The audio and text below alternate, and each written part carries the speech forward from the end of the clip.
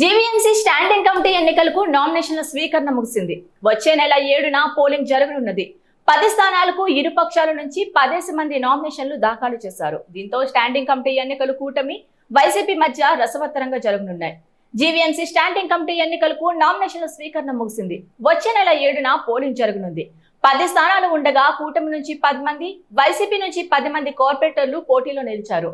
TDP, Janasena, BJP కూటమి నుంచి 10 మంది, వైసీపీ నుంచి 10 మంది నామినేషన్లు దాఖలు చేశారు. 97 మంది కార్పొరేటర్లు స్టాండింగ్ కమిటీ సభ్యులను బ్యాలెట్ ద్వారా ఎన్నుకోవాల్సి ఉంటుంది. గెలుపుకు 49 మంది కార్పొరేటర్లు మద్దతు అవసరం కాగా ఇరుపక్షాల ప్రస్తుతం సమాన బలంతో ఉన్నాయి. అయితే ఇరుపక్షాల్లోని కార్పొరేటర్లలో కొందరు అసంతృప్తితో రగిలిపోవడంతో క్రాస్ ఓటింగ్ జరిగే అవకాశం లేకపోదనే ప్రచారం జరుగుతుంది. నమస్కారం.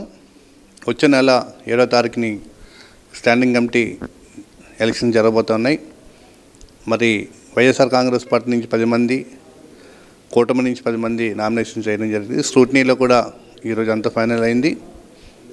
మరి గత 3 సంవత్సరాలుగా వైఎస్ఆర్ కాంగ్రెస్ పార్టీ మరి జగన్మోహన్ రెడ్డి గారి నాయకత్వంలో స్టాండింగ్ కమిటీ గెలుస్తున్నాను.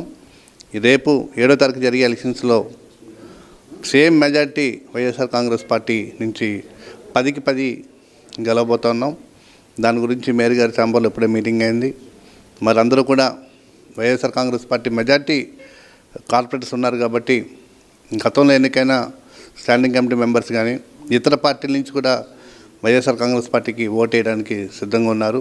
రేపు 7వ తారీఖు కౌంటింగ్లో 10కి 10 YSR Congress party standing committee మెంబర్స్గా గెలుస్తూ జగన్మోహన్ రెడ్డి గారికి ఒక మంచి గిఫ్ట్ ఇవ్వబోతున్నామని తెలియజేస్తున్నాం. విక్టరీ మీడియా ప్రేక్షకులకి అందరికీ కూడా నమస్కారాలు తెలుపుతూ, అలాగే యాజమాన్యం వారికి, సిబ్బంది వారికి కూడా ప్రత్యేక ధన్యవాదాలు తెలియజేసుకుంటూ, ఇరు పార్టీల తరపు నుంచి కూడా టీడీపీ తరపు నుంచి 10, అలాగే వైఎస్ఆర్సీపీ పార్టీ తరపు నుంచి 10, 20 మంది సభ్యులు కూడా నిన్న నామినేషన్ ప్రక్రియ పూర్తయింది. ఈవేళ స్క్రూటినీ ప్రక్రియ పూర్తి అయింది.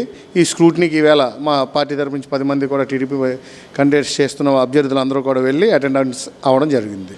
అలాగే రాబోయే రోజుల్లో జరగబోయే స్టాండింగ్ కమిటీ ఎలక్షన్స్లో నారా చంద్రబాబు గారి నాయకత్వంలో, అలాగే విశాఖ దక్షిణ నియోజకవర్గం ఇన్ఛార్జ్ శ్రీ సీతంరాజు సుధాకర్ గారి నాయకత్వంలో, పార్లమెంటు సభ్యులు శ్రీ భరత్ గారు, అలాగే పార్లమెంటు అధ్యక్షులు శ్రీ గండి బాబ్జీ గారు నాయకత్వంలో, అలాగే జీవీఎంసీ ఫ్లోర్ లీడర్ మా పీలా శ్రీని గారి తాలూకా నాయకత్వంలో రాబోయే రోజుల్లో 10కి 10 కొట్టడం ఖాయం అనేసి 10కి 10 కొట్టడం ఖాయం. ఈ 10 మంది స్టాండింగ్ కమిటీ సభ్యులతోటి రాబోయే రోజుల్లో విశాఖపట్నం మరింత సుందరవదనంగా నగర అభివృద్ధి జరుగుతుందని చెప్పేసి మీకు ఈ మీడియా ద్వారా తెలియజేస్తున్నాను. మరి ఏదైతే స్టాండింగ్ కమిటీ ఎలక్షన్స్ రేపు 7వ తారీఖు జరుగుతున్నాయో దానికి సంబంధించి ఇవాళ స్క్రూటినీ జరిగింది. మరి వైఎస్ఆర్సీపీ పార్టీ మీద 10 మంది సభ్యులు నిలబడడం జరిగింది.